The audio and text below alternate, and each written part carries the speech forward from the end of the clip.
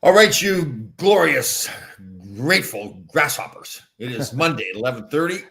And yes, it's a half-hour period of time that you all wish for all week long. The great Mark Mink is on.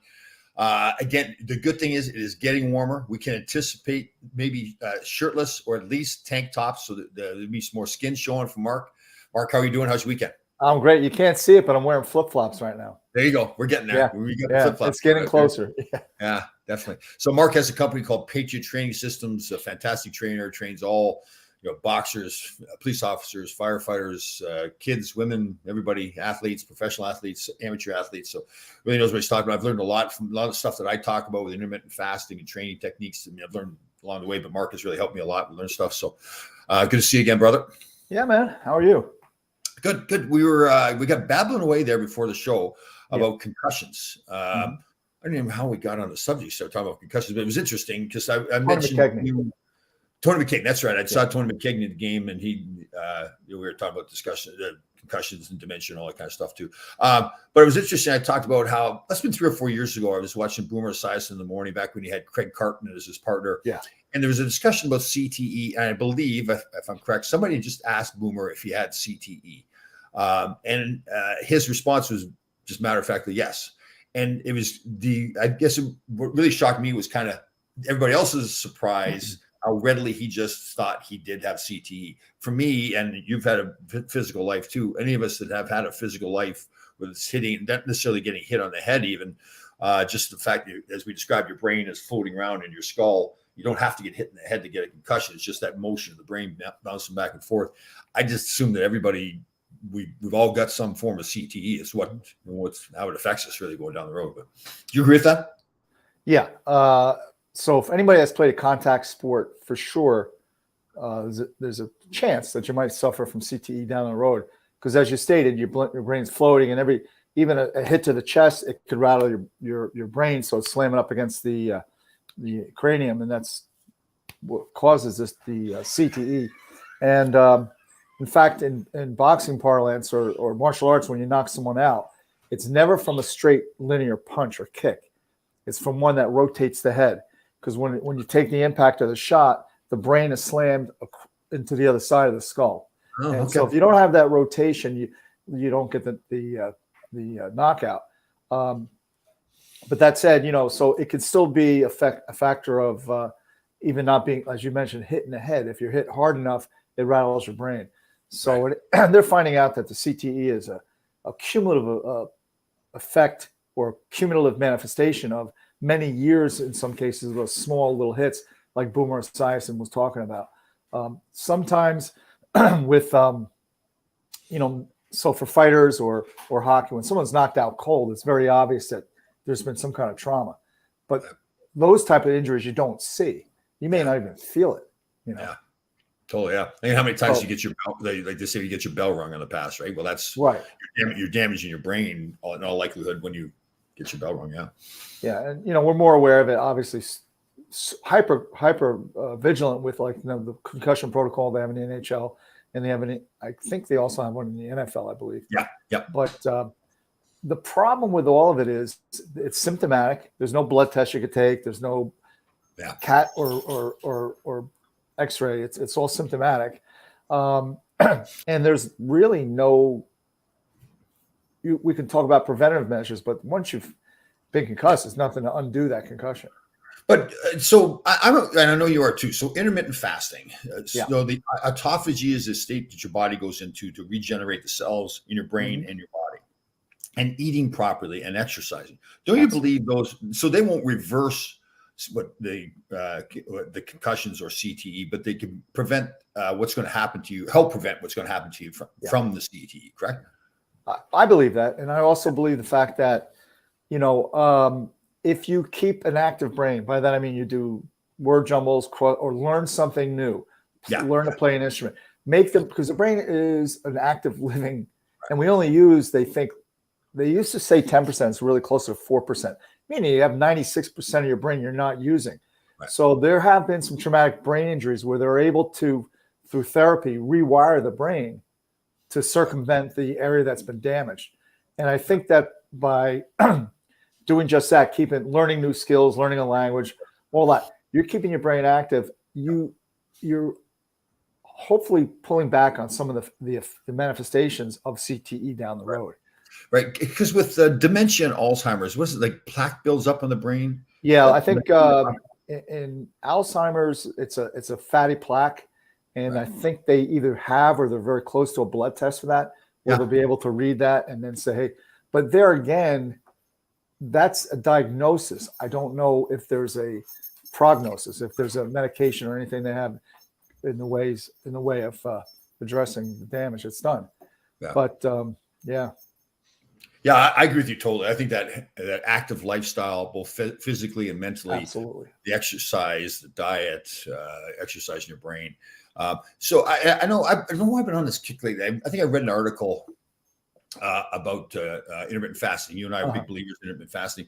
I guess the one thing I'm seeing some debate on is the timing of it. So we've been going on the theory that after 12 hours, now your body, roughly 12 hours, your body goes into that state of autophagy where it's regenerated the cells in your body and burning fat. I have seen some studies lately that take that out a little bit farther, maybe to 24 hours or as far as 48 hours for a fast. Yeah. But I don't know. So I think we have two different. So intermittent fasting is very healthy, number one, and you will see some autophagy occur. Yep. But I think the main goal with IF is body recomposition, health, and well-being. Where if you do I just read an article or study the other day, 72-hour minimum fast. So that's 72 hours without anything but water. That's when you really take the deep dive into the autophagy and rebooting the immune system. So you have both. So what I suggest to people is live an IF lifestyle every day, or most of your days, and then maybe once every 3 months or 4 months, maybe quarterly, do a 72-hour fast. Sure. Yeah, and I think that intermittent 16-hour fast is really just skipping breakfast. Really, it's not that big of a deal. More or less, yeah. And you know what I do, Tom? There's some days, and you do too, I'm sure, you get caught up with work and everything. Next thing you realize it's 20 hours. Yeah. All right. So you got a little bit more extra. You got a little bit extra out of it. But in terms of the pure autophagy, I think the 72 hours is a good starting point. Yeah, definitely. All right. So going back to the concussions, and it was funny. A friend of mine years ago suggested I go get my brain tested. You can't even. There is no test for any CT while you're alive, right? They can test for CT. Yeah, I think it's postmortem. Yeah. Right. Yeah. I said, so what are they going to do anyways? Even if it's they're going to give me. Don't move. We're going to cut you open. Yeah. The serious though, I thought I said, I don't want to find out what's going on. That's one of those things that I really don't want to know. I can't do anything about it anyways, right? Tom, going back to what you're saying about the food and the lifestyle and exercise, we're on the same page of life. I'm a few years older, but we both have had multiple concussions, and so far so good. I mean, I don't know what's down the road 5 years from now, but so far so good. And I really believe that, to your point, a big part of that is our lifestyle. I agree. I see it more and more. You just see older people around that have kind of given up on life a little bit. Yeah, it just seems like the mental part of it, the physical part of it, it's easy to go downhill like that. But and again, I think it's really that we make a decision, right, about saying I don't have to be this old person, even though I'm 63, 64, 65, whatever it is. I can still this theory that while you're getting older, so naturally your body's going to break down a little bit more. I don't. Yeah, I just don't buy it. I think if you work hard enough at it. Well, here's a shining example. Jack LaLanne, guy was like, I think his, I'm trying to remember now, his 70th birthday, I think he swam across the San Francisco Bay, towing 70 rowboats with people in them. Pulled it. Oh, I didn't know that one. I didn't know that. That's and then, look, Gordie Howe, George Blanda. I don't know if you remember George. Hey, Tom Brady, what he did in his career. Yeah. I read Russell Wilson spending $1 million a year just staying in shape and trying to replicate what Brady did. Right. So, I mean, that tells you that he's willing to spend $1 million a year to play football. I'm sure he's making, but still, it's $1 million. I don't care how you look at it. I don't care how much money you're making. That's a lot of money for protein powder. Who said there's this beautiful black woman that's in her 80s as a bodybuilder? Yes. I can't remember her name. She's famous now. Apparently, she didn't start really working out until she was like her 50s. I think she made some promise to her dying sister or something like that. Yeah. And Well, you look her up. She's in great shape. Man, I mean, you grew up on a farm. Yeah. So, and I didn't grow up on a farm, but, I grew up around men that same era, World War II veterans and stuff. And they had that man strength. Oh yeah. Where you'd be on trying to get a bolt or something loose, and they walk over. What's wrong? You know. Totally. Yeah. And I would imagine living on a farm, guys are walking around carrying stuff by one hand, and and that to me is kind of like where I think a week or so ago I was talking about the functional training.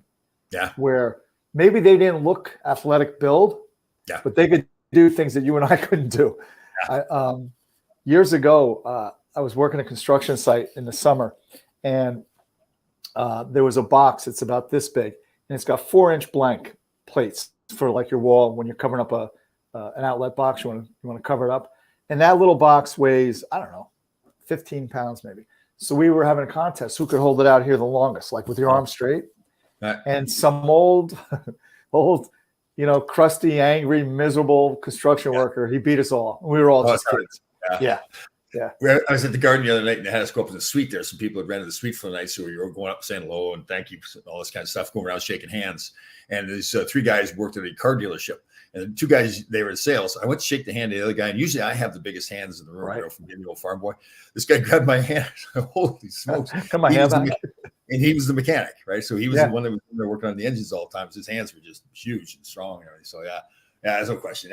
I also think that's the same way mentally too, right? That you're keeping, like you said before, keep yourself active mentally, learn something new all the time. I hate to say it like this. I should be careful. The pandemic's been terrible for everything, but that's one thing for me during the pandemic. It's been, I don't know why. I think it's forced me to learn more things. Maybe earlier we were isolated more. Yeah, I probably read a dozen or more books during the pandemic. Yeah. But going back to the functional training, if there's two pictures that really stand out in my mind. One is Gordie Howe. He's deep sea fishing, and then there's one of Bobby Hull on the farm in the off season.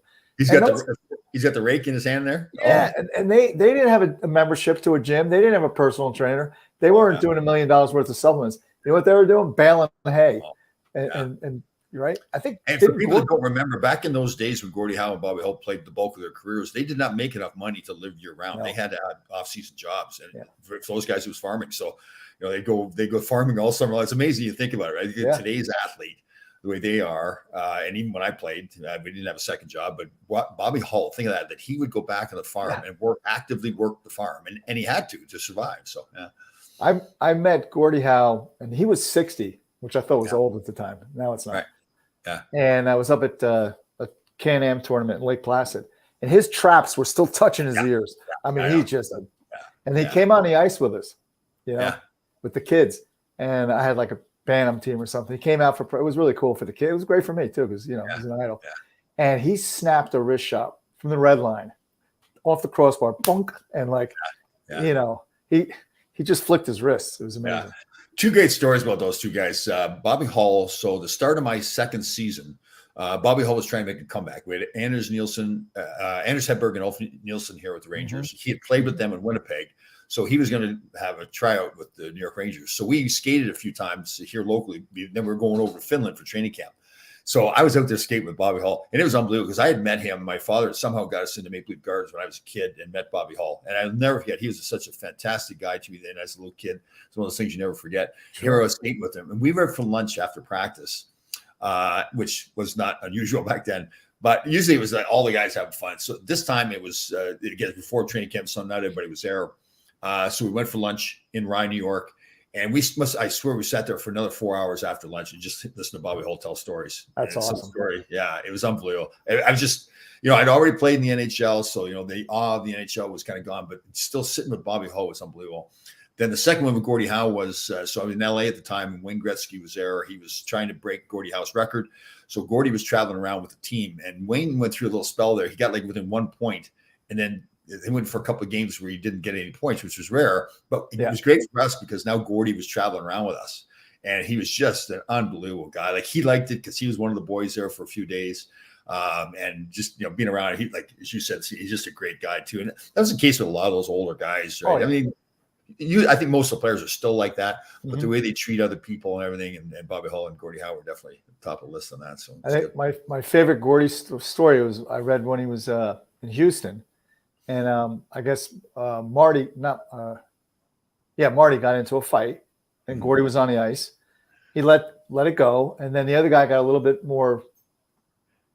better of Marty, Right. and I guess they were down on the ice now, wrestling around, and Gordy skated over with his fingers.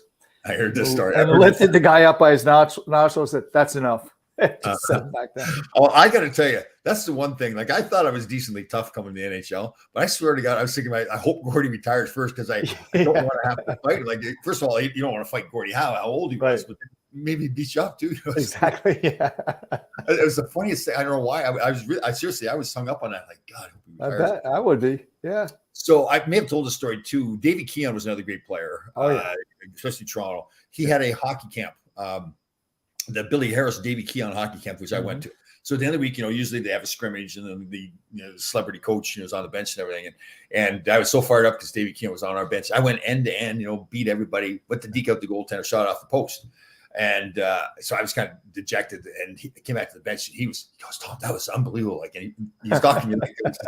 So that was great. And then my first year pro, he was playing for Hartford. So he had been playing for Hartford, the WHA, and now had been blended into the National Hockey League. And they had a rule back then that if there was a fight, if you didn't disperse and go to the, I think I've got this correctly, if you don't disperse and go to the benches, all the players get a 10-minute misconduct if they don't disperse. So I don't know why. So I'm standing there beside this fight's going on. I'm standing there beside Davey Keon, and I may have just been in awe of the guy and forgot all about this rule. I don't know what he was thinking, but we ended up both getting 10-minute misconduct. So my buddies called me up. You got a 10-minute misconduct with Dave Keon? First of all, how small he is, and he's 50 years old. He was giving me a hard time. And not all the games were on TV back then, so they couldn't see what had happened. All they saw in the box score was that's hysterical. I know, yeah. But it was still those kind of moments when you first turn pro, like those kind of players when you're on the ice with them. I'll never forget, like I've told the story before where it's my second game in the league where I decked Robert Picard, and then Daryl Sittler comes after me. And I'd watched Daryl Sittler play when I was a kid too, and he starts coming after me. And I swear I was thinking to myself, I got to get his autograph, because I had to kind of snap myself out of it and really think I'm at center ice in Maple Leaf Gardens. I got to go at it with Daryl Sittler. So I know you played with him, but so during the lockout in '95, I was giving Robbie Fatorka a hand in Albany, and they were all up there because it was lockout. So I got to spend some time with Larry Robinson in the locker room, just shooting the crap. And for me, it was like amazing. Yeah. I mean, this is Yeah. I know I've said this story, so I get a kick out of the story, but it's a story where the Montreal Forum. It must have been my third or fourth year. I was assistant captain, and something had happened. It wasn't a big deal, but both Larry and I go to center ice to talk to the referee, get an explanation. And I was an older referee too. And I can't remember his name was. And all of a sudden, like Larry's standing beside me, and I hear this chirping. I'm trying. I know Larry Robinson's right beside me, but I'm not trying to pay attention to him. I hear this chirping, and I'm thinking, well, there's only the referee there. He's not talking, and I'm not talking. So that means Larry Robinson's talking, and he's saying stuff to me like, "Hey, old man." Like he's calling me old man and stuff like that. He's giving it to me. And the referee now sees what's going on and how I'm reacting to it. And he's dying laughing. And I turn and look at Larry. I said, "Are you calling me old man?" And he just skates at me, skates away, laughs at me. And it was hilarious. And then like I said, I got to play with him there in LA. And I'm sure you feel the same way too. Pretty much all those great players, even when they were older near the end of their careers, were just like little kids. They just love playing. Yeah. Well, that's the beauty of hockey. I mean, I think hockey differs from all the other sports in that sense. Like we had practice last night with Warriors, and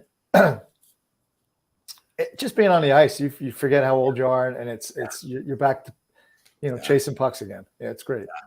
Yeah, we've got a Ranger Islander alumni game. We're going to be playing out at Eisenhower Park, the Rangers. I think it's Eisenhower Park. The Islanders practice facility.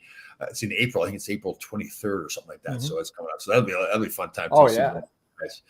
I'm hoping, and I'm assuming we will too, do some kind of a ceremony for the people we've lost lately. Roger Bear, Clark Gillies from the Islanders. So it might be. That's two huge men this year. Yeah, I know, right? Like really guys that, as much as they had great careers, Clark winning all the Stanley Cups, probably more famous for how they were off the ice after their careers and the way they affected people.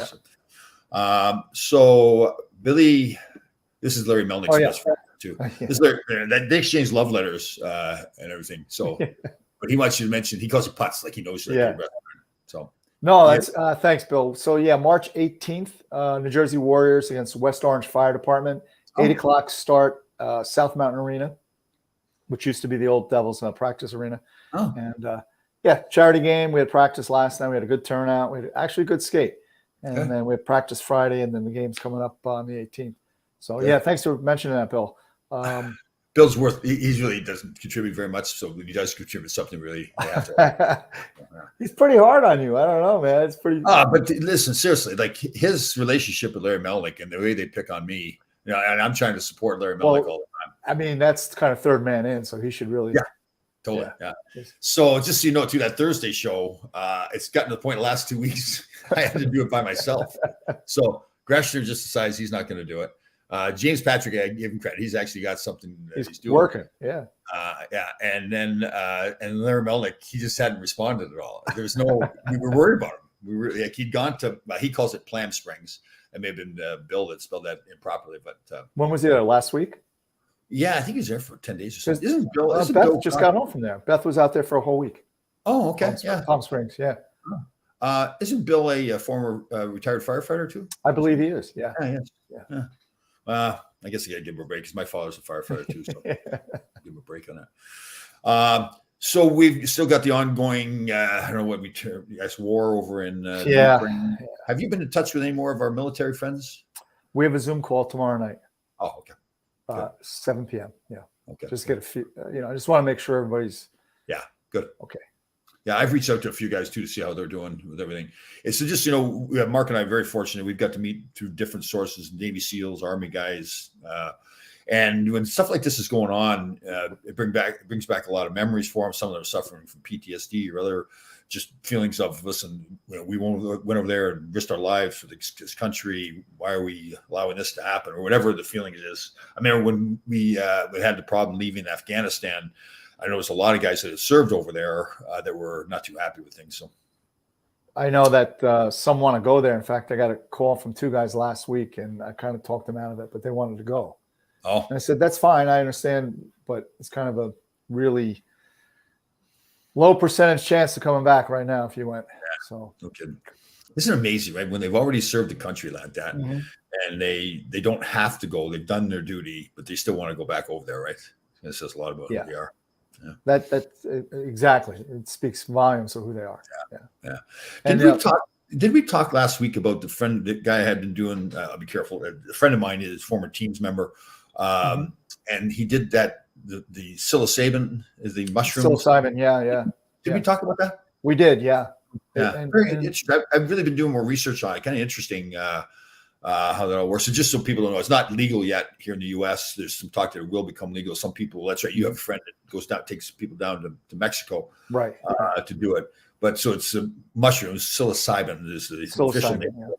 So the theory is that there's 2 parts to it. That this friend of mine did, anyways. Is the toad poison was the second part of it. So you have people there with you, doctors, and they give you the psilocybin, a certain dose of it, and I guess you get into you're hallucinating, right? And you're going back, and you're now remembering the things that are back in your life that are maybe causing an issue now with alcoholism or drug abuse or PTSD. And then the next day you do the toad poison, which does the same kind of thing, somewhat different, I guess, but the same kind of thing. This friend of mine, I hadn't talked to him in a while. He seemed like his voice was a whole different person. He'd gone through it all. He said it was pretty traumatic. It's not something that he necessarily want to do again. Some people have done it several times, but he said the results were just spectacular. So kind of interesting. Yeah, they're fine. It's a great therapeutic tool. I met a gentleman 2 years ago who owns a pharmaceutical company, and one of the things they're working on, I think they were close to the patent, is a nasal injectable aerosol of ketamine. Oh. And ketamine is a very strong drug as well. I think it's, I don't want to speak out of school. I don't know exactly what it's medically used for, but they find that it'll remove a suicidal ideation immediately. So if you're having a suicidal ideation, you grab that, you spray it, and the thoughts go away. Right. Yeah, and for anyone with PTSD, I mean, unfortunately, we know the number 22 veterans per day on average commit suicide. It's probably a similar percentage in law enforcement because of the nature of their work. Right. I should be careful with Bill too. I've got a great deal of respect for him. Again, him being as a person, but him being a firefighter. Oh, of course, yeah, absolutely. And just, yeah, it's just, once those guys have done that job, like I know with my father as a firefighter, but I'm sure Bill's the same way. Yeah. Whenever something was, if somebody needed help someplace, they'd go running. They run in. Yeah. They run in. Yeah, they don't run away. They run in. Yeah. Yes, definitely. How was your weekend? What'd you do? It's good. So, yeah, Saturday I did a 10, 11, 12, a 4-hour seminar with the Little Assassin up with Royce. Yeah. Yeah. So I was actually the student. It was a great seminar. It was on nice. Some hand-to-hand stuff. And then yesterday we had practice, which was cool. Very nice. So anybody doesn't know, Mark's got a good friend. He's my friend now too, Royce. He helps out at the swim across the Hudson. And if you look at this guy, he's a tiny little guy, very calm, pleasant, polite gentleman. But he starts doing some of the stuff there. Is it Taekwondo or Tai Chi or what is he? No, it's actually Filipino martial arts. Martial arts. I mean, he's done a lot. I think as a child, because he started when he was 5. I think he started Muay Thai, and then he did, karate. But his bulk of his adult life has been with Filipino martial arts, and he's my teacher. But it was funny because Jay, who you also met, Jay is a detective with the Essex County Prosecutor's Office, and he's a black belt in Brazilian Jiu-Jitsu. And I was training him last week. I teach him. I work on his stand-up fighting with him, and he said, "How's that little assassin doing?" Going assassin, that's good. I like that. No, but the little assassin. Yeah, because like to your point, he's so unassuming, and then next thing you wake up in a hospital, what the hell happened here? Yeah. So our other buddy, the former Teams member, Kenny Bigby Jr., is just a classic guy. He's just a great guy. But he's really into that stuff as well. So after the swim across the Hudson this past year, the two of them got together and put on a little demonstration where they're throwing punches, blocking punches, and everything like that. And their hands are going like 100 miles an hour. You're watching this. It looked all orchestrated and everything, but they just met each other, right? So, yeah. Saturday was a seminar. It was expected. I'm going to learn a lot. But every single time I train with Royce, I walk away knowing something I didn't know when I walked in the building. Right. I mean, that's the depth of his knowledge. And he's able to teach it. It's one thing knowing it, but being able to teach it is another thing. Yeah. So, he's an amazing guy. All right, I need to ask your opinion. So I'm usually pretty good now, but controlling my temper. I don't get as much road rage, all that kind of stuff. I think it's just not that important. Don't worry about it. So we go to like where I am in Greenwich. We have a place called Todd's Point. Beautiful place. So I go marching there every day. Great beach there and everything. And it's supposed to be leash laws. So if you have a dog there, you have to have one on a leash. Right. Now, the beach seems to be the place where so it's a big park area too. So it's not just the beach, but the beach seems to be the place where people think, well, they don't have to abide by the laws. So it's early in the morning and there's just me on the beach. It's like 6 o'clock and this guy comes out and his dog's off the leash running towards me. So at first I'm nice. I'm going, can you put him on a leash? Because the dog's running towards me. He says, well, you're going to have to call the cops. Like he starts being a jerk. So I know. And I snapped. I felt bad. So a few choice words. I commented on his lack of fitness and his weight and everything. It's a choice word. And he says, well, you're going to have to call the cops. And I'm thinking, I'm not calling the cops. I'm not going to be one of those guys that calls the cops. Then I made some more comments that I was going to participate in some festivities with him. Like, it's terrible. I got back to the car and I'm like, Tom, what are you doing? It's the dog. I love dogs. Should he have it on a leash? Yes, he should have it on a leash, but it's at the end of the world. No, the dog didn't know. I think the dog was more happy to see me. He wasn't like trying to attack me. So I don't know. It was. I can't. Go ahead. Oh, I can't say that. I probably would have had the same response as you did. Yeah, I'm going to be honest here. Yeah. I'm trying to get better with it, but I know it hasn't been very often that I've done that. So I felt bad. So Beth, like I said last week, Beth is in Palm Springs, right? So I'm on the couch about 8 o'clock at night, and my neighbor sends me a text. He said, "You see all the cops out front?" I'm like, "No." So I go to the front door, open up, and I see a tactical truck, meaning it's SWAT. I'm like, "Oh, that's cool." And first I got mad at the dog, like, Sophie, you're over here snoring. There's a SWAT team outside. What kind of friggin' dog? What the hell? You lost your job, buddy. There you go. So I don't want to. Well, no one knows where I live, but anyhow, a couple units down. There was batting practice. Oh. Yeah, somebody going after somebody with a bat. Oh. Yeah. So I said, I know Beth is probably, because the time change, right? So it's 8 here, it's probably 5 in Palm Springs. So she's probably in the hot tub with a drink and just chilling. Sure. So I send her a text. Well, the SWAT team just left. Oh. So did she think you were involved at first? Was that? Yeah, that was her first response. What'd you do? I said, no, it wasn't me. Because I don't know, a couple months ago, we were having dinner. I said to her, I said, I'm really getting better. I'm calming down. She says, Mark, the police were here less than 30 days ago. Had an issue with a guy who was doing really? crap and same thing.